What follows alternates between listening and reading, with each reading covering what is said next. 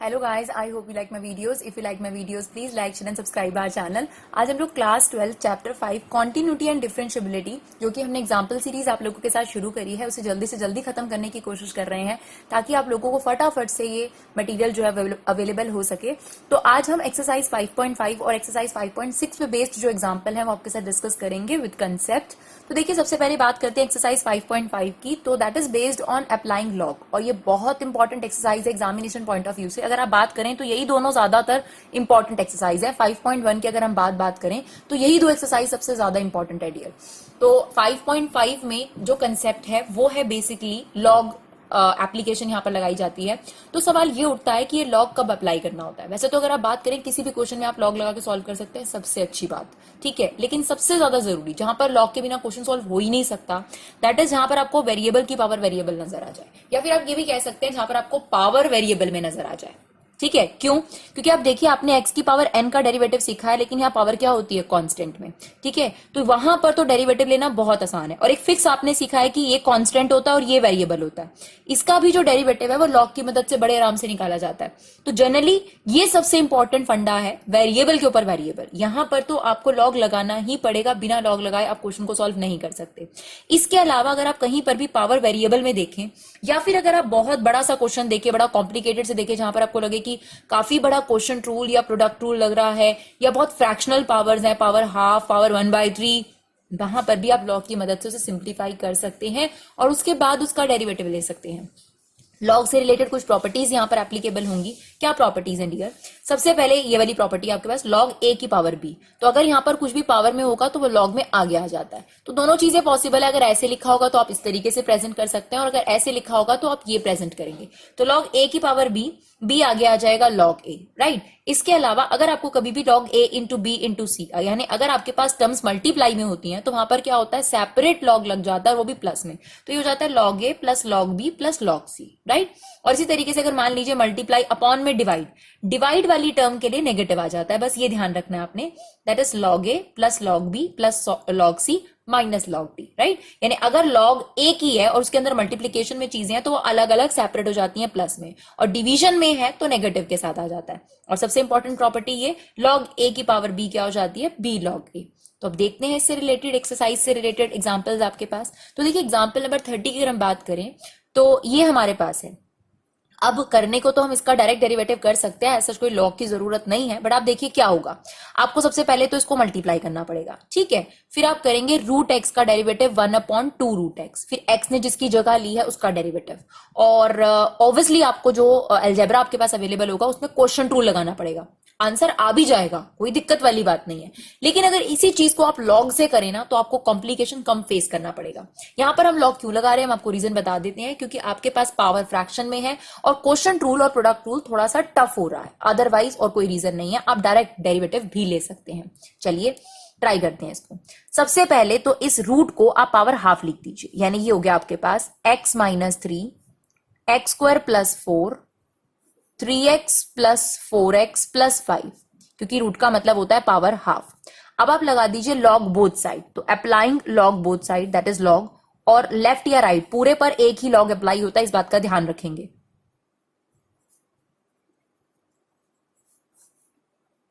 अभी अभी हमने आपको जो थर्ड प्रॉपर्टी बताई उसमें आपको क्या बताया था? लॉग ए की पावर बी. तो क्या हो जाता है? बी आगे आ जाता है, तो ये बी आगे आ जाएगा. तो हाफ आपके पास आगे आ गया. Log x - 3 x square plus 4 upon में 3x square plus 4x plus 5. इसके अलावा हमने आपको प्रॉपर्टी नंबर 2 जो बताई उसमें क्या था? Log a into B, this is a into B upon C. तो क्या होगा? इन दोनों के बीच में प्लस और इसके लिए माइनस. तो यहां पर आ जाएगा आपके पास log x - 3 plus log x square plus 4 minus log 3x square plus 4x plus 5, right. चलिए, अब आपने डेरिवेटिव ले लेना है. अब आपको कोई टेंशन नहीं है. अभी तक हमने कोई डेरिवेटिव नहीं लिया, अभी तक हमने इसको सिर्फ सिंप्लीफाई करा है with the help of log. अब आप इसका डेरिवेटिव लीजिए. लॉग y का डेरिवेटिव, हमें किसके रिस्पेक्ट में डेरिवेटिव लेना है? x के रिस्पेक्ट में. कोई बात नहीं, चेन रूल हमने सीखा है. हम इसे log x मानकर इसका डेरिवेटिव ले लेते हैं, दैट इज 1/y. फिर y का दोबारा derivative, that is dy by dx. क्यों लिया हमने y का डेरिवेटिव? क्योंकि x की जगह पर y आ गया. इक्वल टू में हाफ, log x माइनस 3 का डेरिवेटिव log 1 अपॉन एक्स, लेकिन x की जगह इसने लिया तो इसका डेरिवेटिव दोबारा that is 1, plus log x समझकर इसका डेरिवेटिव ले लीजिए, ये आ गया, लेकिन क्योंकि x की जगह पर ये चीज है तो इसका डेरिवेटिव आपने मल्टीप्लाई में और लिख दिया, माइनस log दिस का डेरिवेटिव 1 अपॉन एक्स। अब जिस चीज ने फॉर्मूले में x की जगह ली है उसका डेरिवेटिव दोबारा, तो यह आ जाएगा डियर 6x प्लस 4, राइट। हमेशा ध्यान रखिएगा जो 1 अपॉन वाई होता है इसमें y वहां चला जाता है, तो ये हो जाएगा dy by D x, y आपके पास यहां आ गया, तो y की ओरिजिनल वैल्यू रखना नहीं भूलिएगा, तो एक तरीके से आपके पास आ गया 1 अपॉन 2 इंटू में y है, तो y की ओरिजिनल वैल्यू कितनी है x minus 3 x square plus 4 upon में 3x square plus 4x plus 5, right. और ब्रैकेट में आपके पास चल रहा है 1 upon x minus 3 2x upon x square plus 4 minus 6x plus 4 upon में 3x square plus 4x plus 5। तो ये आपका काम हो गया, आपने इसका डेरिवेटिव ले लिया। तो आई होप आपको एग्जाम्पल नंबर 30 समझ में आया हो। चलिए एग्जाम्पल नंबर 31 देखते हैं। एग्जाम्पल नंबर 31 देखिए, एग्जाम्पल नंबर 31 में आपको a की पावर x का जो है डेरिवेटिव लेना सिखाया गया है। वैसे तो आपको इसका फॉर्मूला भी याद होना चाहिए, a की पावर x का डेरिवेटिव होता है a की पावर x log a, लेकिन इसका जो फॉर्मूला था वो log की मदद से ही डिराइव करा गया था, क्योंकि आप देखिए यहाँ कांस्टेंट की पावर वेरिएबल है, वैसे तो कोई दिक्कत नहीं है, बट स्टिल अगर पावर वेरिएबल में आ जाए तो आप उसका डिफरेंशिएशन log की मदद से बड़े आराम से ले सकते हैं। तो सबसे पहले क्योंकि पावर वेरिएबल में है रीजन, ठीक है ना, हमने आपको एक रीजन दिया वेरिएबल की पावर वेरिएबल, दूसरा रीजन दिया कांस्टेंट की पावर वेरिएबल, और तीसरा रीजन दिया अगर आपके पास ज्यादा पावर फ्रैक्शन में है या फिर अगर आप मल्टीपल को प्लस में बदलना चाहते हैं तब भी आपको बहुत मदद करता है लॉग। तो लगा दीजिए log both side, that is log Y log A की पावर एक्स। तो आपके पास identity number third log A की पावर बी, तो ये आगे आ जाएगा। Now take derivative with respect to X, तो log y का डेरिवेटिव 1 अपॉन y, क्योंकि y ने x की जगह लिया तो इसका derivative dy by D x.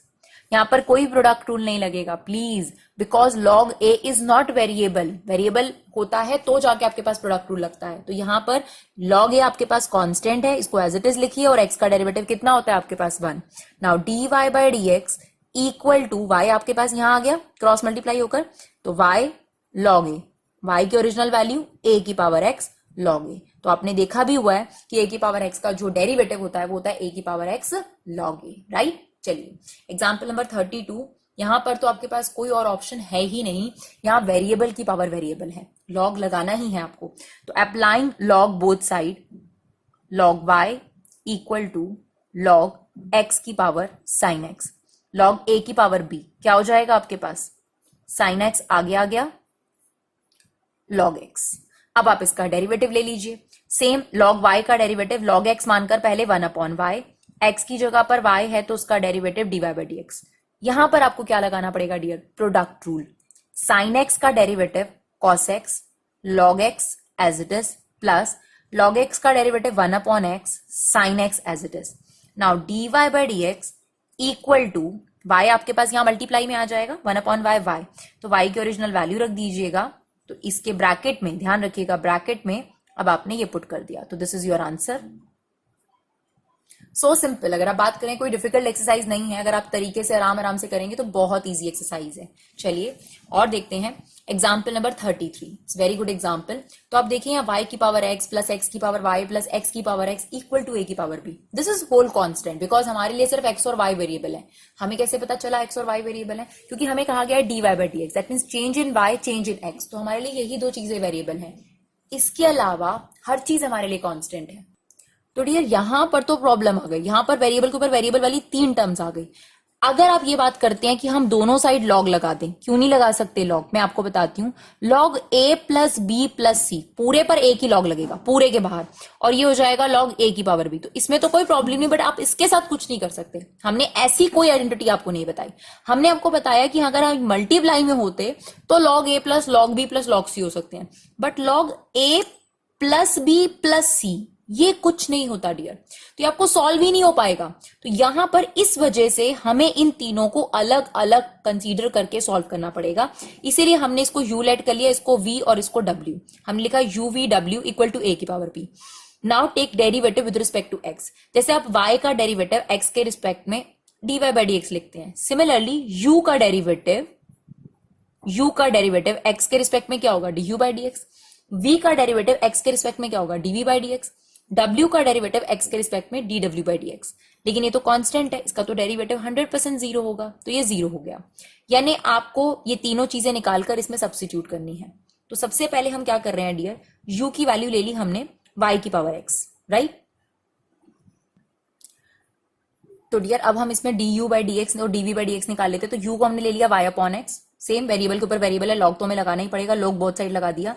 Now log a की पावर b आगे आ गया। नाउ इसका डेरिवेटिव log u का डेरिवेटिव 1 अपॉन u x की जगह पर है इसलिए du बाई डी एक्स। यहां पर लगाओ प्रोडक्ट रूल, फर्स्ट का derivative second as it is, first as it is. log y का डेरिवेटिव 1 अपॉन y, हमने तो x के रिस्पेक्ट में डेरिवेटिव लेना है, तो आपके पास तो यहां पर क्या हो जाएगा dy बाई डी एक्स दोबारा, क्योंकि y की जगह पर है। अब जो ये u है यहां आकर मल्टीप्लाई हो जाएगा, u की ओरिजिनल वैल्यू रख दीजिए, दैट मीन्स दिस, इसको अंदर मल्टीप्लाई कर दीजिए, ये हो जाएगा y की power x log y। y की पावर x को जब आप x इंटू वाई से मल्टीप्लाई करेंगे, ध्यान से सुनिएगा, यहां पर बेस सेम है तो पावर्स क्या हो जाएंगी सब्ट्रैक्ट, तो वी कैन राइट y की पावर x माइनस 1 जो कि हमने लिखा है into x dy by D x, ये हमारा u हो गया। नाउ v x की पावर y, वेरिएबल के ऊपर वेरिएबल है, लॉग लगा दीजिए बोथ साइड, लॉग लगा दिया हमने, log a की पावर b, ये आगे आ गया। उसके बाद हमने इसका क्या ले लिया डियर, डेरिवेटिव, यानी आपके पास आ गया y log x log v। Now log v का derivative 1 upon v dv by D X, इसमें लगा दिया प्रोडक्ट रूल, y का derivative dy by D X log x as it is, log x का derivative 1 upon x y as it is. Now v यहां आकर आपके पास multiply हो जाएगा, v की वैल्यू पुट कर दीजिए और अंदर मल्टीप्लाई कर दीजिए, ये हो जाएगा x की power y log x dy by D x. और सेम यही, जब आप x की पावर y को y बाय x से मल्टीप्लाई करेंगे तो बेस सेम है इसका, तो ये हो जाएगा x की power y minus 1 into Y. तो ये आपके पास dv बाई डी एक्स की वैल्यू भी आ गई, du बाई डी एक्स की वैल्यू भी आ गई। अब हम आपको w की वैल्यू निकाल देते हैं, बोथ साइड लॉग लगा दीजिए, log w equal to log x की पावर x, ये आगे आ जाएगा, राइट। डेरिवेटिव ले लीजिए, log w का डेरिवेटिव 1 अपॉन w, क्योंकि x की जगह पर है इसका derivative dw by D X, product rule, first x का derivative 1 as it is, x as it is, log x का डेरिवेटिव 1 अपॉन x, w यहां जाके मल्टीप्लाई हो गया, उसकी ओरिजिनल वैल्यू रख दी। अब आपके पास जो ओरिजिनल कंडीशन थी वो ये थी, यहां पर हमने तीनों वैल्यूज रख दी, ये value dv by D X की value, dw by D X की वैल्यू।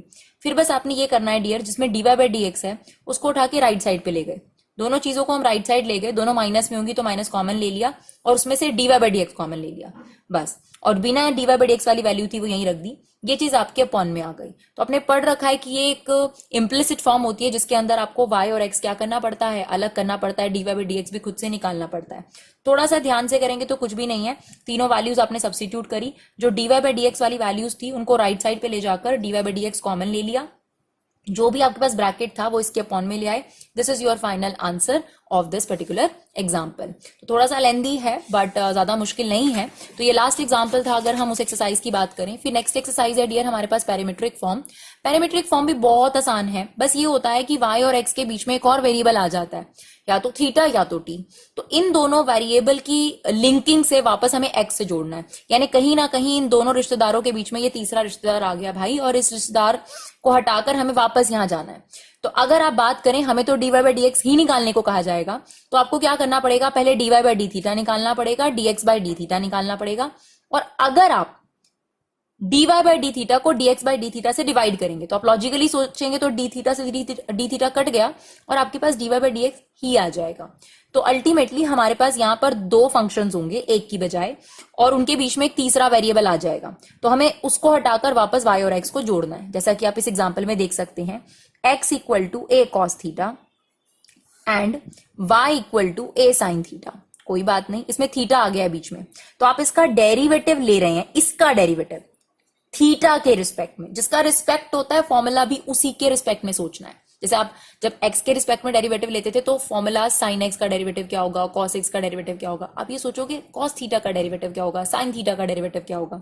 तो यहां पर दो वेरिएबल है a और थीटा, इसके अलावा कोई वेरिएबल नहीं है, तो a कांस्टेंट हो गया, cos थीटा का डेरिवेटिव माइनस sin थीटा, किसके रिस्पेक्ट में डेरिवेटिव है? थीटा के रिस्पेक्ट में, तो फॉर्मूला इसी के हिसाब से लगेगा, नो टेंशन, आपको थीटा का दोबारा डेरिवेटिव नहीं लेना। तो ये आपके पास ये आ गया। सेम यहां पर आप y का डेरिवेटिव ले रहे हो थीटा के रिस्पेक्ट में, तो a कांस्टेंट है और साइन थीटा का डेरिवेटिव हो गया कॉस थीटा। अब ये dx बाई डी थीटा है और ये dy बाई डी थीटा है, हमें क्या निकालना है? dy by D x. तो क्या करा जाता है?